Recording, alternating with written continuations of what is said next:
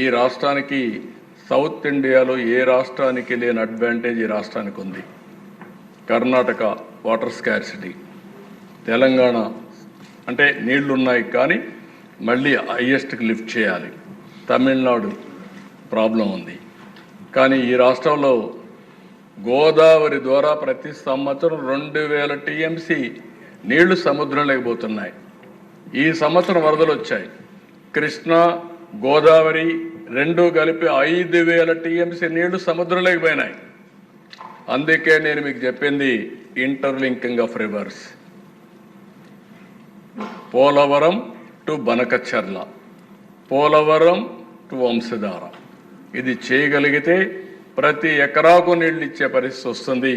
అందుకే దీనికి ఎక్కువ ప్రాధాన్యత ఇస్తున్నాం. ఇంకొక పక్కన భూమిని ఒక జలాశయంగా మార్చుకోవడం, ఎక్కడికక్కడ వర్షం పడితే ఆ వర్షపు నీరుని భూగర్భ జలాలుగా మార్చుకోవాలి. అందుకనే మాన్సూన్ మీ నియోజకవర్గాల్లో కూడా మీటర్లు పెడుతున్నాం. మీటర్లు పెట్టి మానిటర్ చేస్తాం, పబ్లిసైజ్ చేస్తాం. ఇది చూస్తే pre monsoon -8 metres, post monsoon అంటే వర్షాల తర్వాత +3 మీటర్స్.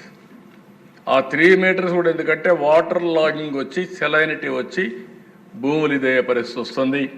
గోదావరి జిల్లాలో +3 ఉండాలా, రాయలసీమలో 3 ఉంటే ఇంకా సంతోషం. ఎక్కడ చూసినా -8 +3 ఉండాలని ఒక ఇది పెట్టుకున్నాం. డ్రింకింగ్ కానీ, ఇండస్ట్రీకి కానీ, అగ్రికల్చర్ కానీ అడిక్వేట్ వాటర్ ఇవ్వాలనేది మన ఉద్దేశం. ఎవ్రీ ఎకరాకు నీళ్లు ఇవ్వగలిగిన రోజున ఆంధ్రప్రదేశ్ రాష్ట్రం ఏ రాష్ట్రం కూడా బీట్ చేసే పరిస్థితి రాదు. ఒక సస్యశ్యామలం అవుతుందని చెప్పి కూడా నేను మీకు తెలియజేస్తున్నా. Next, farmer agritech everywhere nowadays చూస్తున్నారు. డ్రోన్స్ వచ్చేసాయి, ఆర్టిఫిషియల్ ఇంటెలిజెన్స్ వచ్చేసింది, అదే సమయంలో ఆటోమేషన్ వచ్చాయి. ఎక్కడ చూసినా ఒకటే మీరు గుర్తుపెట్టుకోవాల్సిన అవసరం ఉంది, మనుషులు దొరకలేదు కాబట్టి వ్యవసాయం చేయలేదని రోజులు వస్తున్నాయి. అట్లా కాకుండా సబ్స్టిట్యూట్ ఉంది, టెక్నాలజీ ఉపయోగించుకుంటాం.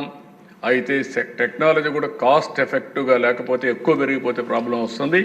దానికోసం జాగ్రత్తగా మనం చేయాల్సిన అవసరం ఉంది. ఇంకా టెక్నాలజీ కూడా మెచ్యూరిటీ రావాలి. ఇవన్నీ వర్కౌట్ చేసి ఎవ్రీవేర్ అగ్రి బిజినెస్ కానీ, అగ్రో ప్రాసెసింగ్ కానీ, ఫుడ్ ప్రాసెసింగ్ కానీ ఎక్కువ శ్రద్ధ పెడతాం.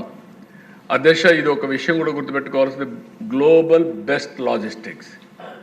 వేరే దేశాల్లో లాజిస్టిక్స్ కాస్ట్ 14%, 8% ఉంది. మన దేశంలో 14% ఉంది.